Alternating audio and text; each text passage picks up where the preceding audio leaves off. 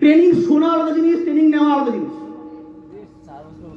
Training শোনা এটা আলাদা জিনিস, আর ট্রেনিং নেওয়া এটা আলাদা জিনিস, আর ট্রেনিং নিয়ে কাজে লাগানো এটা আরেকটা জিনিস। এখানে তিনটা ক্যাটাগরির পার্সন বসে আছে, অ্যাসোসিয়েট বসে আছে। একটা ক্যাটাগরি যারা শুধু ট্রেনিং শুনতে এসছে, মানে যাদের বডির কোনো অর্গান কাজ করছে না, যাদের একটা অর্গানই ট্রেনিং যে কাজ করে আর একটা অর্গানই এখানে অ্যাক্টিভ, সেটা হচ্ছে কান। একটাই অর্গান অ্যাক্টিভ, সেটা হচ্ছে কান। ওরা এখানে ব্রেন ফ্রেন নিয়ে বসে নেই, ওরা শুধু কানটা খুলে বসে আছে। মাইন্ড পড়ে আছে অন্য কোথাও, মাইন্ড পড়ে আছে অন্য কোথাও, ব্রেন পড়ে আছে অন্য কোথাও, বডি কেলিয়ে গেছে, শুধু কান দিয়ে শুনছে। এটা একটা ক্যাটাগরি।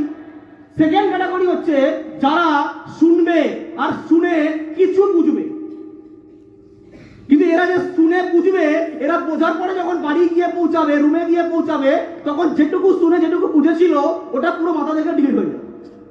এবং এরা গতকাল পর্যন্ত যা পারফরমেন্স করছিল, যা অ্যাক্টিভিটি করছিল, এরা আগামীকাল থেকে সেম অ্যাক্টিভিটিগুলোই করবে, এরা কোনো চেঞ্জ করে না।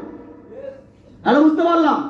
আরেকটা ক্যাটাগরি হয় যারা শুনবে, বুঝবে, আর কালকে থেকে নিজেকে চেঞ্জ করে হাঁটিয়ে মার্কেটে কাজ করবে, আর সেই ছেলেটাই আগামী 5 বছর পরে এখানে দাঁড়াবে আর টিমকে ট্রেনিং দেবে।